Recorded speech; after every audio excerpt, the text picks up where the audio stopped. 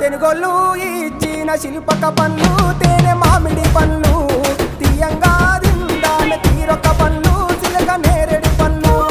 కాబోళ్ళు ఇచ్చిన మక్క కంకులు అవి పాల కంకులు కాల్చుకొని తిందాము పందికాయలు పచ్చి పల్లికాయలు గుజారి గుజారి మామిళ్ళ కిందో నల్ల మామిళ్ళ కింద కుసుమరోళ్ళేసిన కుందన బొమ్మ అది కుందన బొమ్మ